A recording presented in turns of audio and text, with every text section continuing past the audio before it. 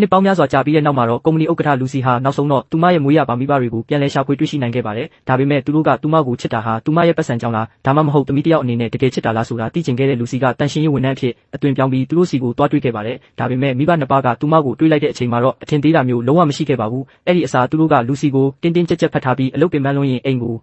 အချိန်မရွေးပြန်လာနိုင်တယ်လို့ပြောခဲ့ကြပါတယ်။သူတို့ရဲ့စေတနာဟာအမှန်တကယ်ဟုတ်မဟုတ်သိချင်တဲ့လူစီကသူမမှာအကျွေးဒေါ်လာ9သိန်းတင်နေတယ်လို့လိန်ပြောလိုက်ပါတယ်။မထင်မှတ်ထားတာကတော့အဲ့ဒီစကားကိုကြားပြီးတာနဲ့မိဘနှစ်ပါးဟာခဏလောက်ငြိမ်သက်သွားပြီးမျက်ရည်တွေနဲ့အမေနဲ့အဖေအိမ်ကိုရောက်ပြီးသမီးရဲ့အကျွေးကိုဆက်ပေးမယ်ငါတို့အိမ်က230ကျော်တက်တန်းရှိတဲ့တိုက်ခန်းအဟောင်းလေးပဲဖြစ်ပေမဲ့မြို့လေခေါင်မှာရှိတာဆိုတော့ရောင်းလိုက်ရင်ဝယ်မဲ့သူတေချာပေါက်ရှိမှာပါဒီနေ့နေ့လယ်မှာပဲအိမ်ကိုရောင်းလိုက်မယ်နောက်မှအိမ်တစ်တလုံးထပ်ဝယ်လို့ရတယ်မနက်ဖြန်ကစပြီးအဖေစောက်လို့ရေးအလုပ်သွားလုပ်မယ်မိသားစုပြန်ဆောင်နိုင်ပြီဆိုရင်ဘလောက်ပဲခက်ခဲပင်ပန်းပါစေအဖေနဲ့အမေအားလုံးကိုရင်ဆိုင်နိုင်တယ်အဲ့ဒီအချိန်မှသာလူစီသဘောပေါက်သွားပါတယ်ခုနကမိဘနှစ်ပါးငြိမ်သက်သွားတာဟာသူမရဲ့အကျွေးကိုဘယ်လိုကူးဆက်ပေးရမလဲဆိုတာစဉ်းစားနေတာဖြစ်ခဲ့တာပါအခုမှပြန်ဆောင်ရသေးတဲ့သမီးတယောက်အကျွေးတွေနဲ့နစ်မြုပ်နေတဲ့သမီးအတွက်သူတို့ဟာတစ်သက်လုံးနေထိုင်လာခဲ့တဲ့အိမ်ကိုတောင်ရောင်းပစ်ဖို့အသင့်ဖြစ်နေခဲ့ကြပါတယ်ဒါပေမဲ့လူစီကတော့သူတို့ကသူမကိုမလိုချင်တော့ဘူးလို့အမြဲထင်နေခဲ့တာပါအခုကစပြီးငါတို့မိသားစုအတူတူပျော်ပျော်ရွှင်ရွှင်နေသွားကြရင်ရပြီအကျွေးတွေလည်းဆက်ပြီးသွားရင်အဖေနဲ့အမေနောက်ထပ်နှစ်အနည်းငယ်လောက်အလုပ်ဆက်လုပ်ပြီးပတ်စံစုမယ်အဲ့ဒီပတ်စံနဲ့သမီးအတွက်ဆိုင်လေးတစ်ဆိုင်ဖွင့်ပေးမယ်ဒါဆိုသမီးလည်းကိုယ့်ဘာသာကိုစီးပွားရှာပြီးတည်ငြိမ်တဲ့ဘဝနဲ့နေနိုင်ပြီအမေမြို့ထဲမှာတန်ရှင်းရေးအလုပ်လုပ်ရတာတကယ်ပင်ပန်းလားဒီနှစ်တွေတလျှောက်အရန်ဒုက္ခရောက်ခဲ့ရတာပေါ့နော်အခုကစပြီးအဖေနဲ့အမေကြက်ဥချောင်းကြက်ဥပတ်ရောင်ပြီးသမီးကိုထောက်ပံ့ပေးမယ်နှစ်ပေါင်းများစွာလူစီဟာတန်မိုးဘီလီယံချီတဲ့ကုမ္ပဏီကြီးကိုတယောက်တည်းဦးဆောင်လာခဲ့ပါတယ်လူတိုင်းကတော့သူမဘလောက်အောင်မြင်နေဆိုတာကိုပဲဂရုစိုက်ကြပြီးသူမပင်ပန်းရဲ့လားဆိုတာကိုတော့အမေတယောက်တည်းကသာစိတ်ပူပေးခဲ့ပါတယ်လူစီသမီးကကိုမိဘတွေရဲ့စိတ်ထားကိုဘယ်လိုလုပ်ပြီးတန်တရားဝင်နိုင်ရတာလဲအမေအဖေတကယ်တော့သမီးရဲ့အစ်စ်အမှန်အထောက်ထားကဟေ့ညီလေးမြန်ဆိုင်သိမ့်လိုက်အားလုံးကမင်းကိုစောင့်နေကြပြီလာပြီလီလီလာခဲ့အမေနဲ့အဖေသမီးကိုမင်္ဂလာဧည့်ခံပွဲခေါ်သွားမယ်မင်္ဂလာဧည့်ခံပွဲဟုတ်လားဟုတ်တယ်ဒီနေ့သမီးရဲ့ဝမ်းကွဲအမအန်နာလက်ထက်တာလေးလူလဲစီကားနေမှာပဲပတ်စံကိစ္စကိုတော့မနှက်ဖြန်မှာဆက်ပြောကြတာပေါ့မိဘနှစ်ပါးကစိတ်ထားဖြူစင်ပြီးသဘောကောင်းကြပေမဲ့လူစီကတော့အာနာရှိသူငွေရှိသူကိုသာဖားတတ်တဲ့ဆွေမျိုးမျိုးစုံကိုအများကြီးမြင်မှုထားပါတယ်ဒါကြောင့်အခုလောလောဆယ်မှာတော့သူမရဲ့အစ်စ်အမှန်ထောက်ထားကိုမဖော်သေးပဲဒီအခွင့်အရေးကိုအသုံးချပြီးဦးလေးတို့မိသားစုရဲ့စိတ်ရင်းကိုစမ်းတက်ကြည့်ဖို့ဆုံးဖြတ်လိုက်ပါတယ်အဝတ်လဲဖို့လည်းအချိန်မရှိသလိုသူမရဲ့အစ်စ်အမှန်ထောက်ထားကိုဖော်ပြဖို့လည်းအချိန်မရတာကြောင့်လူစီဟာတန်ရှင်းရေးဝန်ထမ်းယူနီဖောင်းဝတ်ထားတဲ့အတိုင်းမင်္ဂလာဧည့်ခံပွဲကိုရောက်လာခဲ့ပါတယ်မစ္စတာဘရောင်း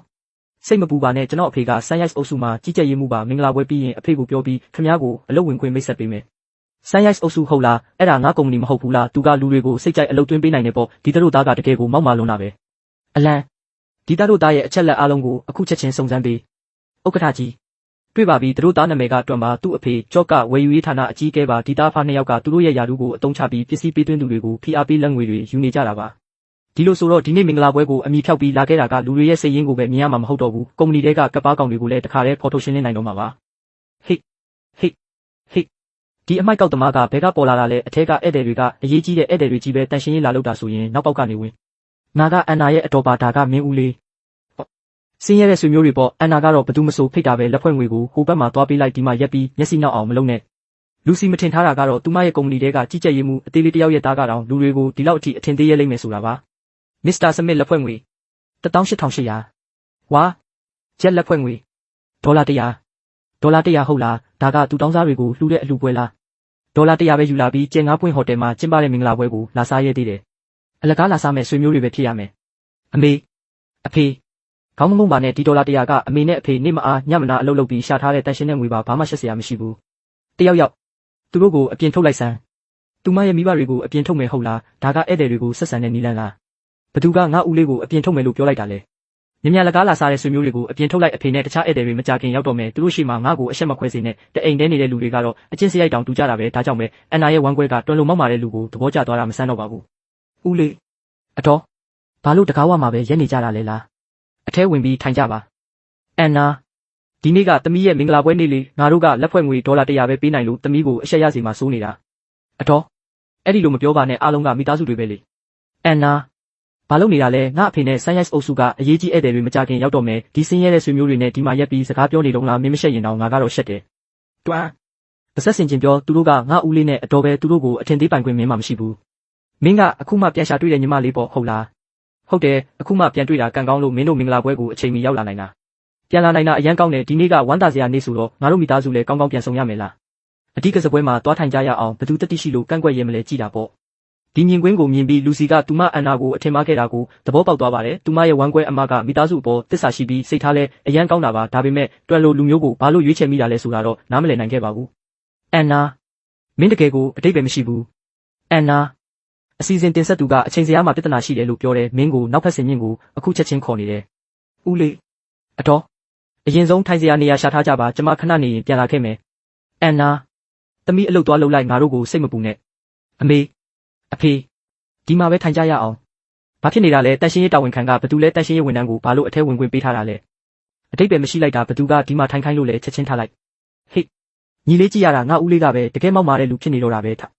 ငါနဲ့လိုက်ခဲ့ဒါဆိုငါတို့ဘယ်မှာထိုင်ရမှာလဲလိုအပ်ရင်အပြင်မှာပဲရက်နေလိုက်မယ်အပြင်မှာဟုတ်လားမဖြစ်ဘူးလားခဲ့ညီလေးဒီနေ့မင်းတို့မိသားစုကဒီအတိကစားပွဲမှာပဲထိုင်ရမယ်အကိုကြီး